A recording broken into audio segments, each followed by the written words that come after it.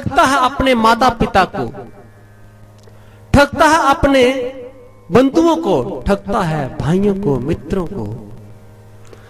जब वो ठगता है तो उसी को कहा गया लोभी।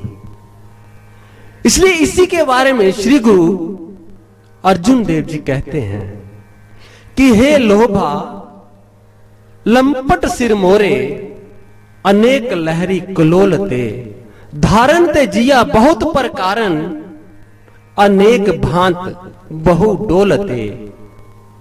नचे मित्रं नचे बांधव, नचे इष्टम नचे मात पिता, तो लज्जया। कि लोभी को माता पिता को ठगते हुए भी तो लज्जा नहीं आती, शर्म नहीं आती। लोभी को अपने मित्रों को ठगते हुए भी कभी शर्म नहीं आती, लज्जा नहीं आती। अपने इष्ट मित्रों को, भाइयों को, अपने ही परिवार को ठगते हुए भी कभी उसको लज्जा नहीं आती। क्यों? क्योंकि लोभ इतना प्रबल हो गया है कि उसकी आत्मा के गुण को उसने दबा लिया है। और जब ऐसा कर्म करता है वो, तो उसका पाप भयंकर बनता है। यूं तो हर लोभ के से प्रवृत्त करने वाला कर्म, जो लोभ से प्रवृत्त होकर वो कर्म करता है, कृत्य करता है, वह पाप ही होता है। परंतु इन सब पाप कर्मों की सजा और पुण्य कर्मों की सजा तो ईश्वर के हाथ में है। ईश्वर देते हैं, जो पुण्य करता है उनको भी फल देते हैं, जो पाप करता है उनको भी फल देते हैं। परंतु इस शब्द के अंदर में एक आया है नच इष्टम, कि वो लोभी अपने इष्ट को भी नहीं छोड़ता। इष्ट अर्थात परमात्मा, गुरु, उनको भी नहीं छोड़ता, उनको भी नहीं बख्शता। और शास्त्र कहते हैं कि अन्य जगह आपने किया हुआ पाप कृत्य हो सकता है इस जन्म में आपको सजा ना मिले, अगले जन्म में उस पाप कर्म की आपको सजा मिले।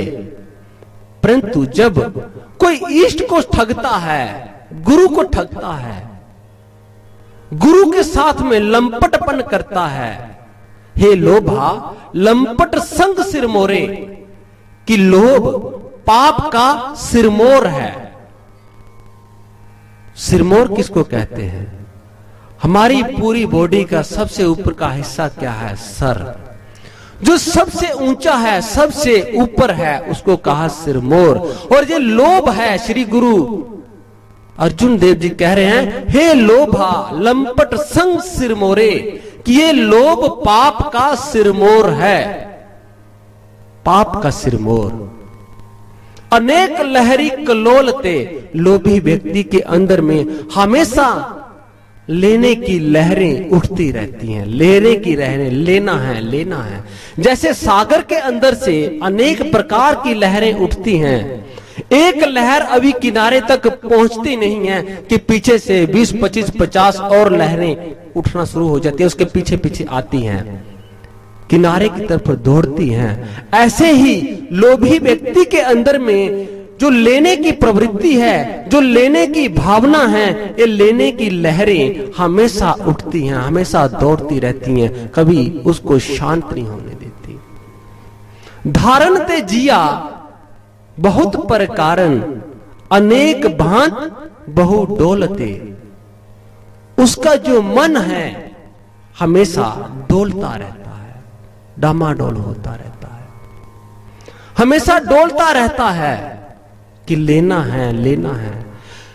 लोभी व्यक्ति कभी भी शांत नहीं हो सकता, हमेशा विचलित रहता है, हमेशा उसके अंदर से लेने की जो तरंगे हैं उठती हैं और वो उसको कभी भी सुख शांति प्रदान नहीं करती।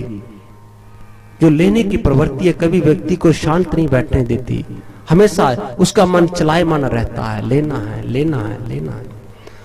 और जब यह व्यक्ति अन्य व्यक्तियों के साथ में लंपटपन करता है, ठगी करता है, पाप कर्म तो बनते हैं, परंतु जब इष्ट के साथ में करता है तो इसी जन्म के उसके अंदर उसको सजा मिलती है, इसी जन्म में।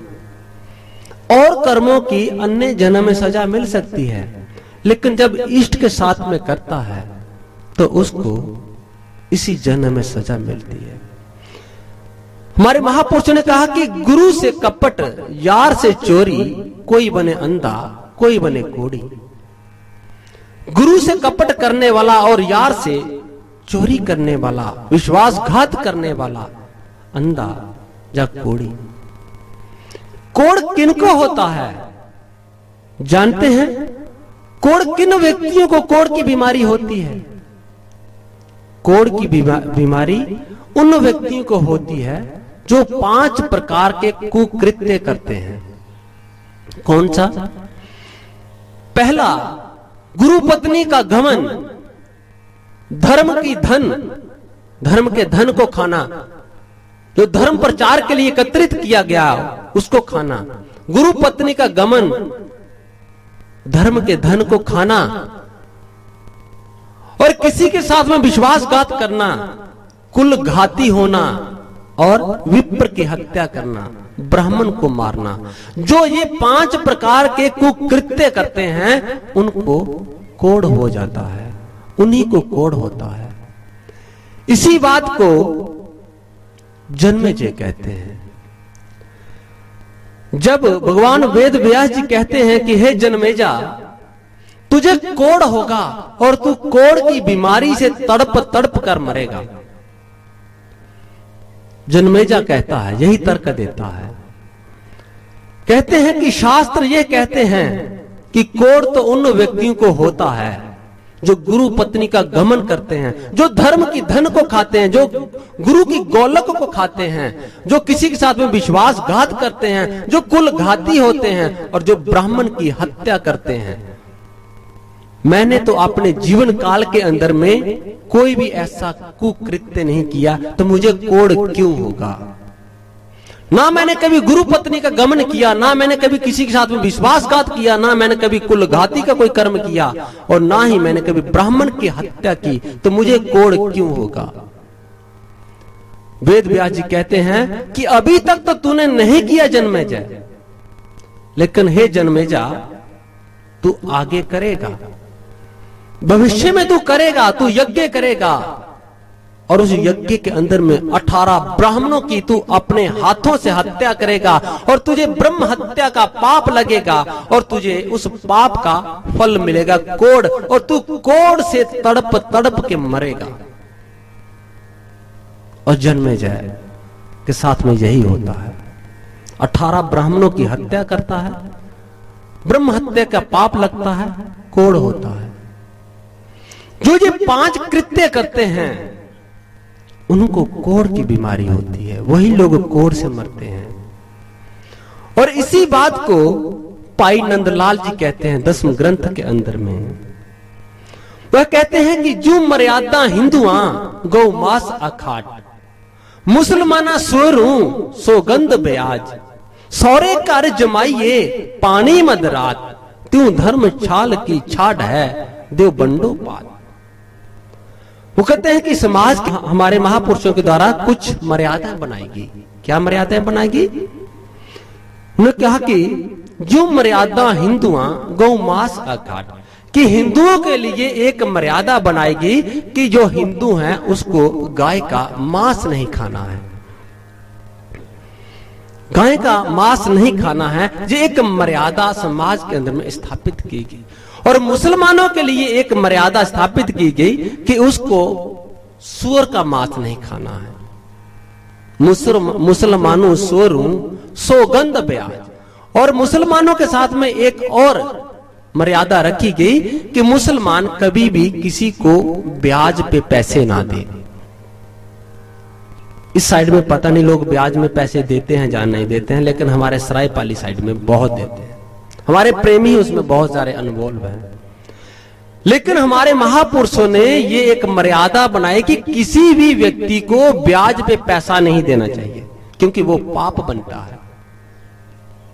ब्याज पे दिया गया पैसा कभी किसी को फलीभूत नहीं होता, हाजम नहीं होता, क्योंकि आपके पास में जो व्यक्ति लेने के लिए आ रहा है वह कोई शौक बस नहीं है, मजबूर है।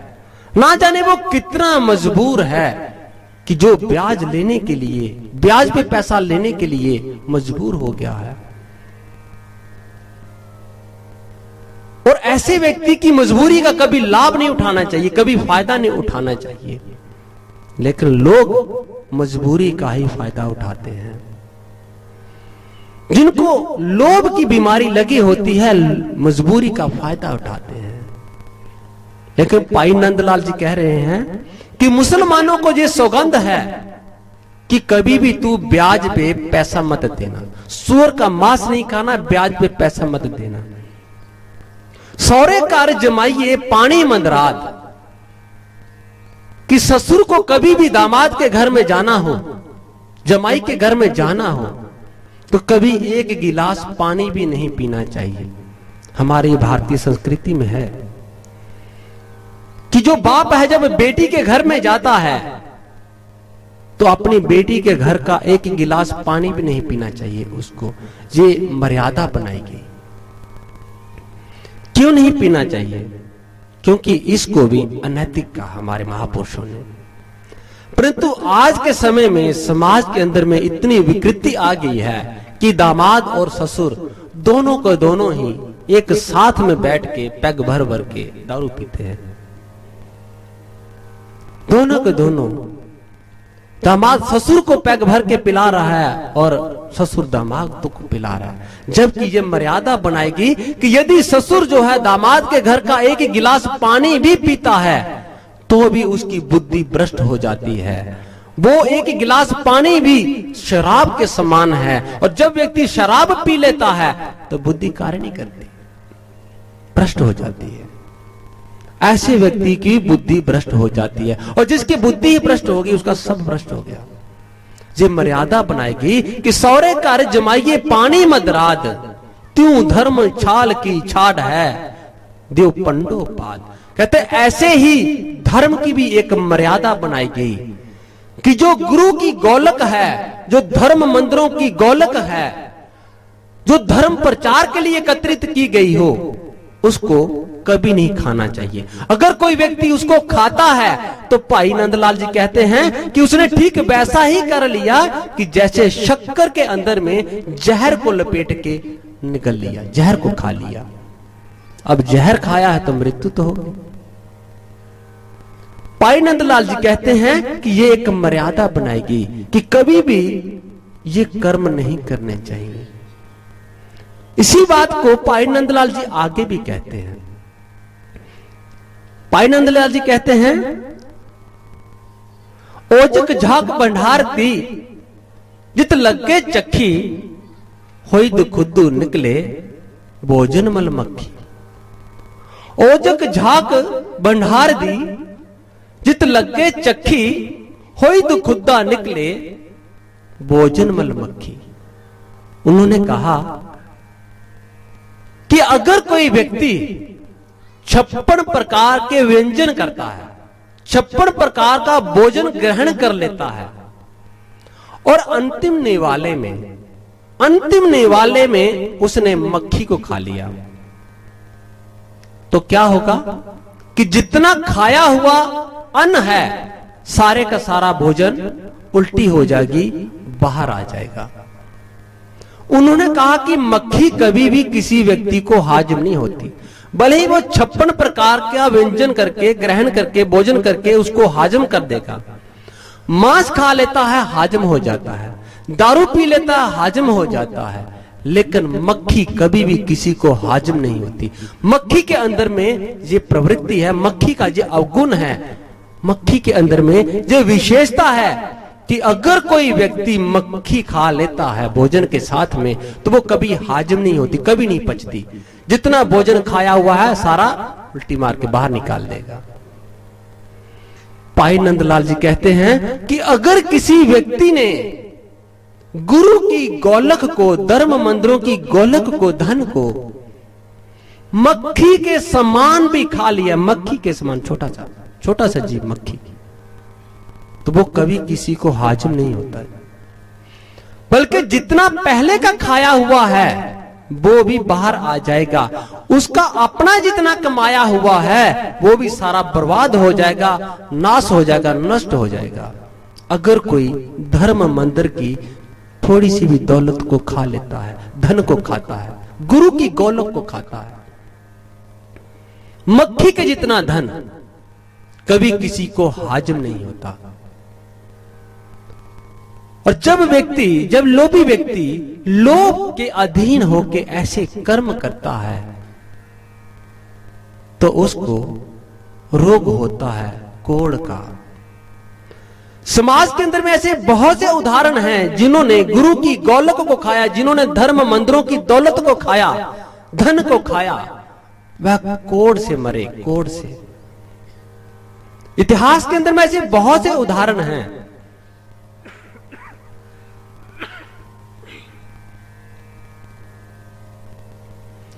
इतिहास में आता है कि मिस्र के अंदर में और स्पार्टा,